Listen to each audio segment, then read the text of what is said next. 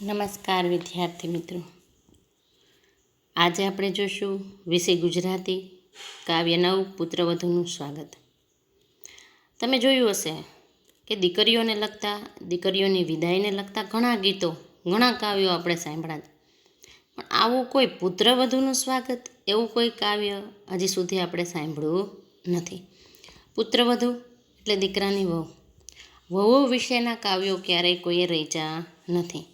દીકરીઓના તો ખૂબ સાંભળ્યા છે. તો આવું કાવ્ય રચનાર મકરંદ દવેનો આપણે પહેલાં પરિચય મેળવીએ. કાવ્ય 9 પુત્રવધૂનું સ્વાગત. કવિ છે મકરંદ દવે અને તેનો પ્રકાર છે કાવ્ય. કવિ મકરંદ દવેનો જન્મ 13/11/1922 અને અવસાન 31/1/2005. હવે આપણે એનો પરિચય મેળવીએ. મકરંદ વજીશંકર દવે સાંઈ તેનું ઉપનામ છે. તેઓ રાજકોટ જિલ્લાના ગોંડલ ગામના વતની હતા. આઝાદીની ચળવળમાં જોડાયા હતા. અનેક અખબારોમાં કામ કર્યું. તેમણે વલસાડ જિલ્લાના નંદીગ્રામમાં આદિવાસીઓ માટે કાર્ય કર્યું. તેમણે લખેલા પુસ્તકો જોઈએ તો કે ઝબૂક વીજળી ઝબૂક તેમનો બાળ કાવ્ય સંગ્રહ છે. બે ભાઈ તાયકો બાળ નાટ્ય સંગ્રહ છે. યોગપથ અને આંતરવેદી એમના આધ્યાત્મ ચિંતનના પુસ્તક છે. તરણા, જયભેરી, ગૌરજ, સૂરજમુખી, સંજ્ઞા, સંગતિ તેમના કાવ્ય સંગ્રહ છે. શ્રેણી, બીજાનંદ ગીત નાટિકા છે. માટીનો મેઘ તો સાદ નવલકથા છે. સતકેરી વાણી સંપાદિત ભજન સંગ્રહ છે. તેમણે રંજીતરામ સુવર્ણ એનાયત થયો હતો. ગુજરાતી સાહિત્યમાં પુત્રી વિશેના અનેક કાવ્યો છે. મેં પહેલાં અગાઉ કીધું તેમ, પણ પુત્રવધૂનું સ્વાગત એક વિરલ કાવ્ય છે. કવિ પુત્રવધૂને લક્ષ્મીજી સાથે સરખાવે છે. એના આવવાથી ઘરમાં સો કમળની સુગંધ આવી તેમ વર્ણવી તેનો મહિમા કરે છે. પુત્રવધૂના આવવાથી ઘરનું સૌંદર્ય કેવું ખીલી ઉઠે છે તેના ચિત્રો આપી તેણે ઘરનું છત અને છાયણી ગણાવી અદ્ભુત ગૌરવ કરે છે. બંને કુળ ઉજાડનાર પુત્રવધૂના આગમનથી જીવતરની હાસનો ભાવ કવિએ ઉત્તમ રીતે પ્રકટ કર્યો છે. તો ચાલો હવે આપણે કાવ્ય જોઈએ. પહેલાં આપણે કાવ્યનું ગાન કરશું. આજે લક્ષ્મી આવ્યા મારે આંગણે, લાવ્યા સો કમળની સુગંધ, ઉત્સવ મારે આંગણે. મારી અળવી ભીતોને નાંગોળા, જ્યાં જ્યાં પરસે ત્યાં સોહે શણગાર, ઉત્સવ મારે આંગણે. એને વેરણે વાલપનીત રે, એને ટોડલીએ ટંકાર, ઉત્સવ મારે આંગણે. એ તો ઘરનું છતર, ઘરની છાયડી, ઘરની અગાસીનું ખુલ્લું આકાશ, ઉત્સવ મારે આંગણે. એણે બબે તે કુળને ઉજાડિયા, હૈયે ઊભને જીવતરને આસ, ઉત્સવ મારે આંગણે. આજે લક્ષ્મી આવ્યા મારે આંગણે. આમ કવિ મકરંદ દવે પોતાના પુત્રવધૂને લક્ષ્મીજી સાથે સરખાવે છે અને કહે છે કે આજે લક્ષ્મી આવ્યા મારે આંગણે અને લાવ્યા 100 કમળની સુગંધ. અને ત્યાં જ્યારે એના પુત્રવધુ ઘરે આવે છે ત્યારે ઘરની અંદર ઉત્સવ જેવું વાતાવરણ સર્જાય છે તે વર્ણવે છે. એના આવવાથી ઘરમાં 100 ફેરફાર થાય છે એ પણ વર્ણવે છે.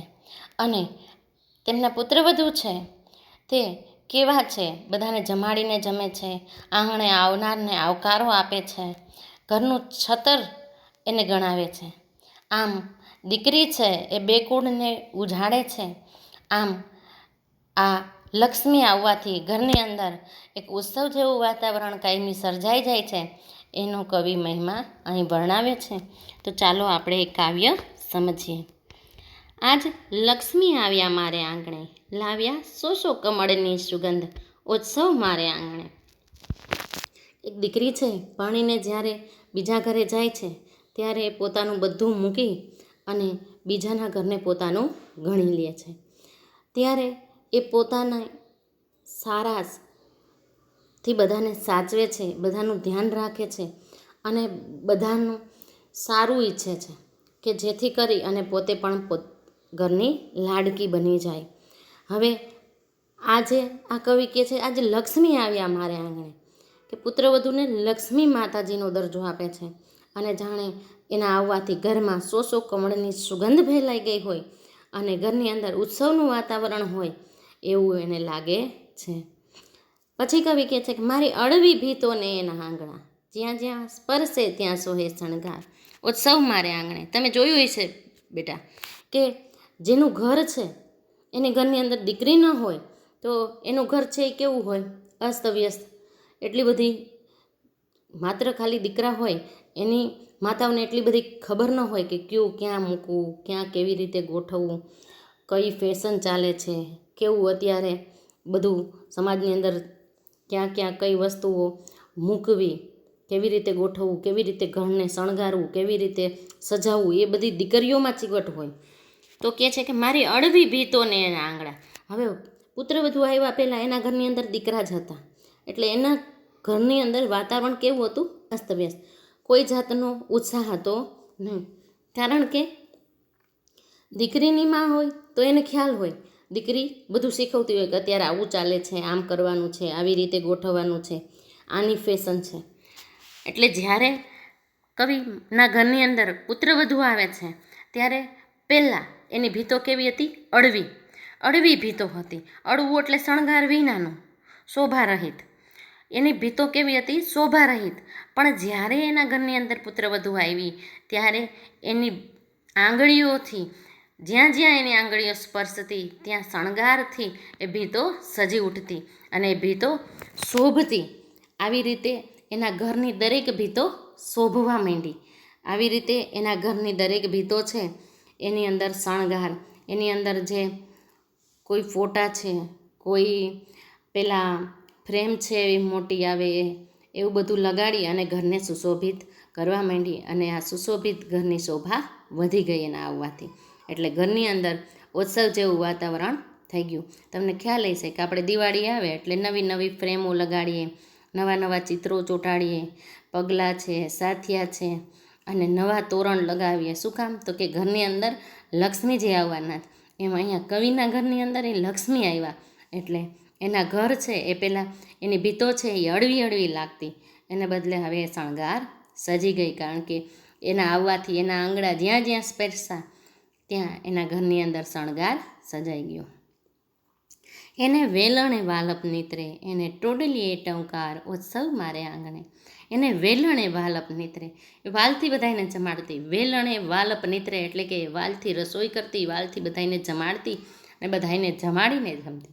એને ટોડલીએ ટંકાર, એના ટોડલે એટલે કે એના ઉંમરે જે કોઈ બી આવે એને પ્રેમથી આવકાર આપતી કે આવો બેસો અને બધાને પ્રેમથી હરખથી જમાડી. એટલે કહે છે કે એના વેલણે વાલપ નીતરતું, એને ટોડલીએ ટંકાર, ઉત્સવ મારે આંગણે, કે એના આવવાથી મારા ઘરનું વાતાવરણ છે બદલાઈ ગયું અને આવી રીતે મારા ઘરમાં કાયમી ઉત્સવ હોય એવું લાગવા માંડ્યું. એ તો ઘરનું છતર, ઘરની છાયડી, ઘરની અગાસીનું ખુલ્લું આકાશ, ઉત્સવ મારે આંગણે. એ તો ઘરનું છતર, ઘરની છત સમાન છે, ઘરની છાયડી છે પુત્રવધુ છે, ઘરની અગાસીનું ખુલ્લું આકાશ છે, કે પુત્રવધુ છે ઘરનું છતર છે. કારણ કે ટોટલી કામ, ટોટલી વસ્તુનું ધ્યાન રાખવું, ઘરના દરેક સભ્યોનું ધ્યાન રાખવું એ એની જવાબદારી છે. એટલે કે એના આવ્યા પછી એ જવાબદારી અમારી જે હતી એ ઓછી થઈ અને એ બધી જવાબદારી એને સંભાળી લીધી. એટલે કે એ તો ઘરનું છતર છે અને ઘરની છાયડી છે, બધાને મીઠો આવકાર આપે એવી છે. એટલે કે છે કે ઘરનું છતર, ઘરની છાયડી, ઘરની અગાસીનું ખુલ્લું આકાશ, અને એ પોતે કેવી છે? ખુલ્લા આકાશ જેવી, વિશાળ હૃદયવાળી, અને પોતાનું હૃદય વિશાળ રાખી બધાને આવકાર આપે છે, બધાને સાચવે છે અને બધાનું ધ્યાન રાખે છે. આમ કવિના ઘરની અંદર પુત્રવધુ આવવાથી ઉત્સવ જેવું વાતાવરણ સર્જાઈ ગયું. એણે બબ્બે તે કુળને ઉજાડ્યા, હૈયે હૂંફ અને જીવતરની હાસ, ઉત્સવ મારે આંગણે. પછી કવિ કહે છે કે એને બબ્બે તે કુળ ઉજાડ્યા. ઉજાડવું એટલે શોભાવવું, ઉજ્જવળ કરવું. એણે બબ્બે તે કુળને ઉજાડ્યા, બે કુળને, એક પિતાનું ઘર અને એક સસરાનું ઘર. તમને ખ્યાલ હશે કે દીકરીને એમ કે બેટા તારે બે ઘર સાચવવાના છે. જો એ સાસરે સારી રીતે રહે, સારી રીતે વર્તન કરે તો એ પિતાની આબરૂમાં પણ વધારો થાય. તો તરત કોઈ કહેશે કે એના પિતાના ઘરના સંસ્કાર ઊંચા છે, કે જે વ્યવસ્થિત રીતે બધું કરે છે. અને બબ્બે તે કુળને ઉજાડ્યા. આમ દીકરી છે બે કુળ તારે. તમે ઘણી જગ્યાએ સૂત્રય વાંચ્યા છે, દીકરી બે કુળ તારે. હૈયે હૂંફ અને જીવતરની હાસ, અને એનાથી હૈયે હૂંફ છે, જીવતરની હાસ છે, અને કાયમી વાતાવરણ છે ઉત્સવ જેવું રહે છે. એટલે કાયમી ઘર છે એ હર્યું ભર્યું લાગે છે. આમ કવિ છે એ કહે છે કે મારી ઘરે પુત્રવધુ નહીં પણ સાક્ષાત લક્ષ્મીજી આવ્યા હોય અને ઘરનું વાતાવરણ છે એ શોભાયમાન થઈ જાય અને ઘરના વાતાવરણની અંદર ઉત્સવ જેવું વાતાવરણ સર્જાઈ જાય. એમાં પુત્રવધુ આવવાથી મારા ઘરનું વાતાવરણ છે એ હર્યું ભર્યું થઈ ગયું. આમ કવિ આ કાવ્યમાં પુત્રવધુનો મહિમા ગાયો છે.